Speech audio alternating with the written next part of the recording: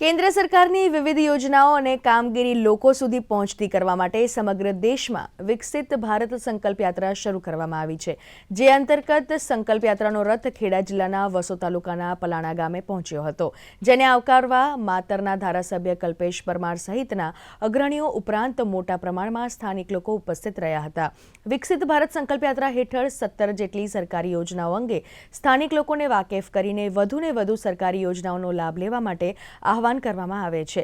સાથે સાથે ધરતી કહે પુકાર અને નુક્કડ નાટક દ્વારા ગ્રામવાસીઓને પ્રાકૃતિક ખેતીનું મહત્વ દર્શાવતું નાટક પણ રજૂ કરવામાં આવ્યું હતું। ભારત દેશની અંદર જે વિકસિત યાત્રા ફરી રહી એમાં ખેડા જિલ્લાના ભાગરૂપે વસો તાલુકાના પલાણા ગામે આજના કાર્યક્રમમાં વિકસિત ભારતની અંદર વિવિધ યોજનાઓનો લાભો કઈ રીતે વંચિત લોકો સુધી પહોંચે એની જાણકારી આપી અને 400 થી વધારે પબ્લિક હાજર હતી।